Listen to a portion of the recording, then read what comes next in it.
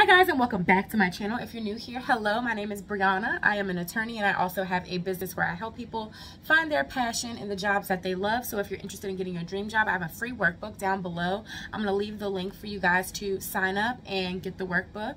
It's free. I promise it's free. I'm not out here trying to hide the ball from anyone, but if you want more tips and want to go on a deeper dive and do a one-on-one with me, then I will also leave my Instagram down below so you guys can book a call with me, or you can DM me, send me a message, comment down below, and we can chat.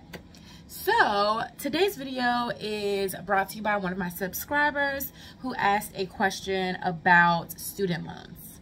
So his question was basically, look, is there any way to avoid these student loans? Is everyone out here getting student loan debt of 200K? Like, what's going on?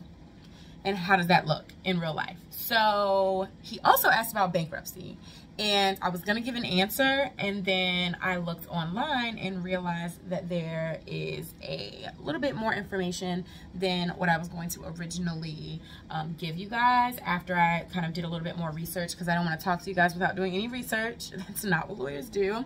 The answer is usually it depends. It's always gonna be it depends, usually after, you know, you've been in school for a little bit and realize that nothing really remains the same, right? So first things first, student loans, how to avoid them, things to think about. So $200,000 in student loan debt is about what a lot of the people end up with, usually more than that, especially if you go to one of the higher ranked schools or private school. That's kind of what you're looking at, because first things first, you're probably not going to be working at the same time, so you need to get expenses, and you also are paying for the actual tuition. So when you look at how much expenses are, which includes food, room and board, you know, all of your daily expenses and bills that you have to pay for, plus going to school, that's kind of the amount of money that you are expected to, you know, have to borrow. So I would say about 200,000 or more, 250, somewhere around that range is probably going up since I've been in school, which was about 6 years ago. Unfortunately, especially with inflation, the amount of money that you're going to have to borrow is probably going to have you in 250 or higher. But I will say there are different things to keep in mind and consider. So some people get scholarships. I got a scholarship and I still am over that 200,000. There are also people who choose to go to lower ranked schools to get higher scholarship amounts, which that is your decision. That's up to you. I'm always of the camp of go to a higher ranked school so that you are able to have that prestigious network, which helps you get into the door. It helps kind of after you're already in the door, people to have a good idea, thought, reputation, whatever, about who you are and what your work product looks like because of the school that you went to, right? So that's kind of where I am, but a lot of people choose lower ranked schools and get, you know, almost all, if not all, of their tuition paid for. So it really depends on which option you're going for. So there are options. The second thing that I will tell you is there are also programs once you're out of school. So when I was a prosecutor, my school had a program where if you made under a certain amount, they would give you a grant to pay for your student loans. So although I had to pay my student loans, my school would give me a grant to help with that information. And they, if I continued to stay in that program and all of those things, they would then forgive the grant at the end of the school year, or however it was it worked. You would have to, you know, read what your school says they're doing, if it is a loan versus a grant, if you have to pay it, if you don't, you know, reach certain things, if your salary increases, is there some sort of penalty? There are all these things that you need to read the fine print of for the school that you went to. Also, some people would just say, you know, just go to a big law firm instead of doing public service, because you'll be able to pay it off quicker if you basically eat rice and beans and do the Dave Ramsey method of like spending no money. Everyone doesn't really have that opportunity, and when you're working really hard and always in the office, you're ordering a lot because you don't want to have to think about food. It's either eat and order Uber Eats, or you're gonna have coffee for the third meal of the day, for the third time as your meal of the day is what I'm saying. And you know, that's not ideal. So, you know, kind of keep those things in mind, because I wanted to help people and really get to know my community and service that community, and that meant doing a public service type job where you get paid less and you still get help from things for your school stuff. So there's that. Also, I know people who still worked while they were in school and they got no sleep. They were tired. They didn't necessarily get the grades that they wanted, which will in turn affect their ability to get the certain jobs that they want. But at the end of the day, you can always be an entrepreneur, open your own firm and things like that. If that's something that you're inclined to do, that's always something to fall back on. And that's not something that I picked, because I wanted a salary and something a little bit more firm, and I wanted to have more savings before I did something like that. But that's not the route that I wanted to take. But I know a lot of people who are doing it, flourishing, thriving, and also doing other things to supplement their income. So for example, if you are starting out your own firm and you're a newer attorney who doesn't necessarily have experience, you can use mentors and different bar associations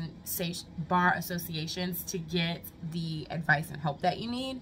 And you can also supplement that income by doing document review, where as a lawyer, you look at all of these documents, or even if you haven't passed the bar yet, you can look up the documents and get paid once you've gotten your JD, seeing if certain information is discoverable or not based on your different contracts with different companies.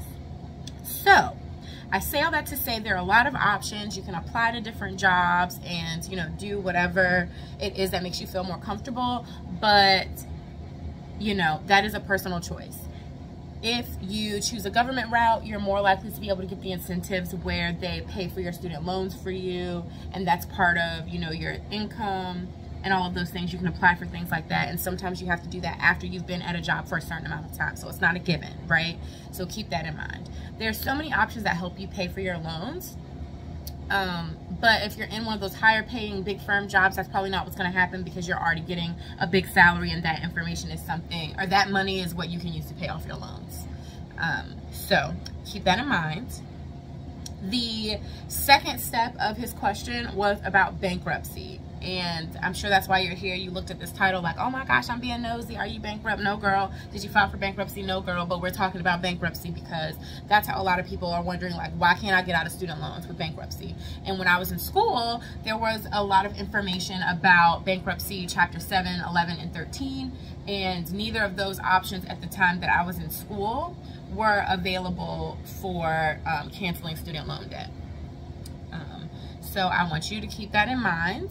You know, that is what I learned in school. Things change, you know, check the law in your state, all of those things.